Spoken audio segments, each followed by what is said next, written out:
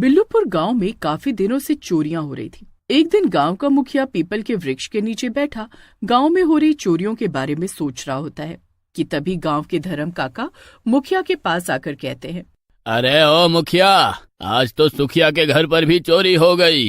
हाँ जानता हूँ। अरे जब सब जानता ही है छिछोरे, तो फिर कुछ करता क्यों नहीं? हाँ तू करेगा भी क्यों? तुझे छिछोरे पंथी से फुर्सत मिले तब ना।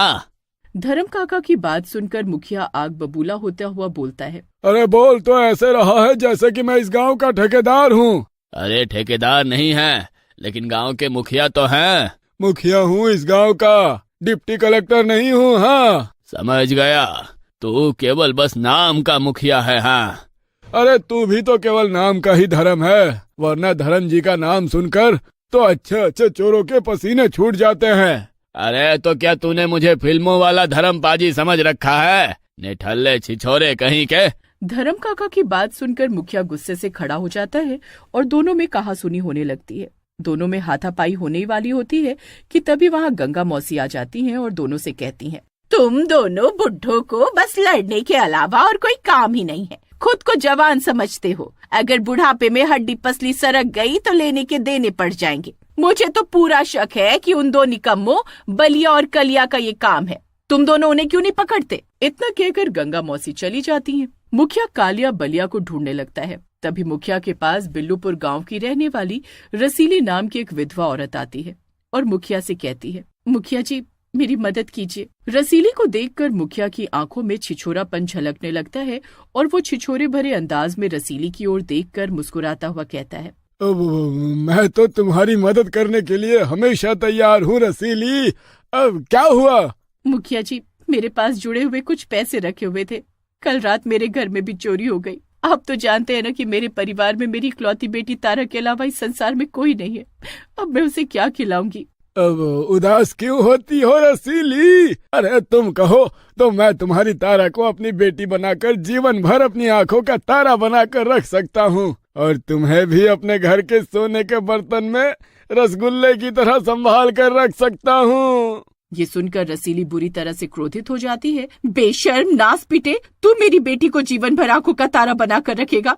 अरे तेरे जीवन के दिन ही कितने बचे हैं? शमशान में पैर लटकाए बैठा है, मगर तेरी जवानी खत्म नहीं हो रही। इतना बोलकर रसीली गुस्से से अपने घर पर चली जाती है और फूट फूट कर रोने लगती है। रसीली को रोते हुए देख रसीली की 10 वर्षीय बेटी तारा भी वहाँ पर आ जाती है और अपनी माँ के रोने का कारण पूछती है। रसीली अपनी बेटी तारा को चोरी की घटना और मुखिया की घटिया करतूत के बारे में बताते हुए कहती है, सोचा था कि मुखिया सहायता करेगा, मगर वो छिछोरा चोरों को पकड़ने की बजाय मुझ पर ही गंदी नजरें डालने लगा। काश यहाँ पर रत्ना बॉन्ड होती तो चोरों को जरूर पकड़ती। ये सुनकर तारा चौंकते हुए कहती है, ये रत्ना बॉन्ड कौन है माँ? तारा, मेरी परदादी कहती थी कि बहुत समय पहले इस गांव में रत्ना नाम की एक चतुर लड़की रहती थी, जिसके अंदर चोरों को सूंघने की क्षमता थी, मगर अंग्रेजों ने उसे जलाकर मार दिया। लेकिन कहाँ माँ? हमारे गांव के पास जो गुफा है ना, वहीं पर उसे जलाकर मारा था। इतना बोलकर रसीली वहाँ से चली जाती है और तारा बड़ी मासूमियत से गहरी सोच में गुम हो जाती है। अगले दिन तारा उसी गुफा के नजदीक चली जाती है। आसपास चारों ओर सन्नाटा पसरा होता है। तारा को बड़ा डर महसूस होता है, लेकिन तारा कल से भूखी थी। तारा झाड़ियों में बैठकर रोती हुई कहती है, रत्ना बॉन्ड तुम कहाँ हो? देखो हमारे गांव के चोरों ने हमारे घर पर चोरी कर ली। माँ ने और मैंने कल से कुछ भी नहीं खाया। तारा इतना कहती है कि तभी डरावनी डरावनी आवाज आनी शुरू हो जाती है। डरावनी आवाज सुनकर तारा डर जाती है। तभी एक चुड़ैल तारा के सामने प्रकट हो जाती है। चुड़ैल को देखकर तारा बुरी तरह से डर जाती है। चुड़ैल तारा को देखकर कहती है, डरो मत, बरसों बाद मेरे नाम से किसी ने मुझे पुकारा है, मैं तुम्हारी मदद जरूर करूंगी। लेकिन तुम तो चुड़ैल हो। हाँ, जब मैं जीवित थी तब लोग मुझे रत्ना बॉन्ड के नाम से बुलाते थे, लेकिन अब मैं क्योंकि चुड़ैल हूँ इसलिए तुम मुझे चुड़ैल बॉन्ड बुला सकती हो। घर जाओ, कल सुबह वो चोर जिंदा नहीं बचेंगे। इतना बोलकर चुड़ैल वहाँ से गायब हो। वहीं तारा डरती हुई अपने घर चली जाती है। तारा डरते हुए सारी घटना अपनी माँ को बताती है, लेकिन तारा की माँ रसीली तारा की बात पर विश्वास नहीं करती और कहती है, तूने कोई सपना देखा होगा तारा। अगले दिन कलिया और बलिया खेत में बैठकर चोरी की योजना बना रहे होते हैं। अरे बलिया भाई, गांव में चोरी करके हमने बहुत माल इकट्ठा कर लिया है। तू सही कह रहा है कलिया, अब केवल गांव के छिछोरे मुखिया के घर पर चोरी और करनी है, उसके बाद हम सब दोनों शहर चले जाएंगे और जीवन भर ऐश करेंगे और गांव कभी वापस नहीं आएंगे।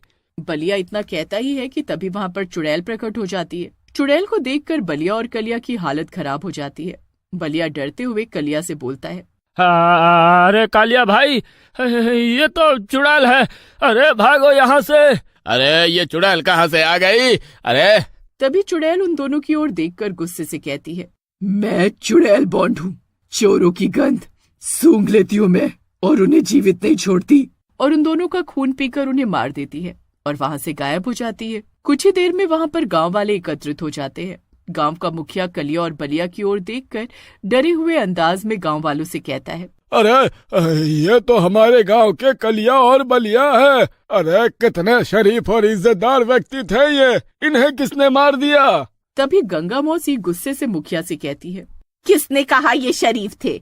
अरे छिछोरे मुखिया, मुझे पूरा यकीन है यही तो चोर थे। तभी वहाँ पर एक तांत्रिक आ जाता है जो कलिया और बलिया की लाशों को देखकर बुरी तरह से चौंकता हुआ कहता है, इनकी हत्याएं सामान्य नहीं लगती।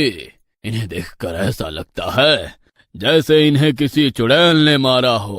अबे ओ तांत्रिक, चल भाग यहाँ से। तांत्रिक की बात पर कोई विश्वास नहीं करता। कलिया और बलिया का अंतिम संस्कार कर दिया जाता है। अगले दिन धर्म काका अपने कमरे में बैठे होते हैं कि तभी उनकी पत्नी विमला एक मिठाई का डिब्बा लेकर आती है। धर्म काका अपनी पत्नी से कहते हैं, अरे ये तो शहर की मिठाई लगती है। हाँ, कुछ देर पहले दूसरे गांव के प्रधान जी आपसे मिलने के लिए आए थे। आप नहीं मिले तो मिठाई का डिब्बा दे गए, लेकिन इसे खाने की मत सोचना, डॉक्टर ने आपको मिठाई खाने से मना किया है। इतना कहकर विमला मिठाई का डब्बा रखकर वहाँ से चली जाती है। मेरी पत्नी तो मुझे मीठा छूने तक नहीं देती, चलो चुरा कर खा लेता हूँ। धर्म काका जैसे ही मिठाई के डब्बे को हाथ लगाते हैं तभी वहाँ पर चुड़ैल प्रकट हो जाती है। चुड़ैल को देखकर धर्म काका बुरी तरह से डरते हुए बोलते हैं, चुड़ैल, अरे यह चुड़ैल कहाँ से आ गई? मैं चुड़ैल बॉन्ड हूँ, चोरों को सूंघ लेती हूँ मैं। तू मिठाई की चोरी कर रहा था ना, तू जीवित नहीं बचेगा। इतना बोलकर चुड़ैल बॉन्ड धर्म काका को मार देती है और वहाँ से गायब हो जाती है। इस दृश्य को छुपके से धर्म काका की पत्नी विमला देख रही होती है। वो तुरंत दौड़ते हुए मुखिया के पास जाती है और उसे सारी घटना बताती है। मुखिया उसकी बात पर विश्वास नहीं करता। उस दिन के बाद गांव में कोई भी व्यक्ति अपने घर में कुछ पैसों की या खाने की चोरी करता तो चुड़ैल बॉन्ड उसे मार देती। धीरे धीरे गांव में दहशत का माहौल फैलने लगता है। कुछ दिन बाद मुखिया विमला से कहता है, मुझे अब तुम्हारी बात पर विश्वास होने लगा है। तभी वहाँ पर खेलती हुई तारा आ जाती है और हंसते हुए मुखिया से कहती है, उस चुड़ैल बॉन्ड को मैंने बुलाया है, अब हमारे गांव में कोई भी चोरी नहीं कर पाएगा। तभी वहाँ पर रसीली आ जाती है और मुखिया से कहती है, मुखिया जी तारा सही कह रही है, जब उसने पहली बार बताया था तब मैंने विश्वास नहीं किया था। लगता है अब उस साधु महाराज को बुलाना ही पड़ेगा।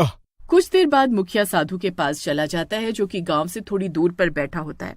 तांत्रिक मुखिया की ओर देखकर कहता है, क्यों आए हो यहाँ पर? मुखिया सारी घटना बताते हुए तांत्रिक से कहता है, हम गांव वालों की गलती थी जो हमने आपकी बात पर विश्वास नहीं किया। तांत्रिक तुरंत मुखिया के साथ गांव चला जाता है और मंत्र पढ़ने लगता है। मंत्र के साथ ही चुड़ैल प्रकट हो जाती है।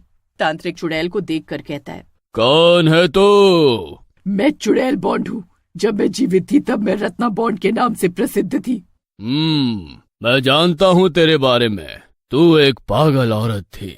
पहले तू अंग्रेज सरकार के लिए चोरों को पकड़ती थी, मगर धीरे धीरे तू उन चोरों की स्वयं हत्याएं करने लगी। उसके बाद तू इतनी ज्यादा हद से बढ़ गई कि अगर कोई भूखा व्यक्ति भूख से बचने के लिए किसी का दूध भी चुरा लेता तो तू उसे भी मार देती। इसीलिए तुझे अंग्रेजों ने जान से मार दिया। लेकिन अब तू चुड़ैल बन गई है तो तुझे मैं खत्म कर दूंगा। तांत्रिक मंत्र पढ़ने लगता है और चुड़ैल के शरीर में आग लग जाती है और चुड़ैल खत्म हो जाती है।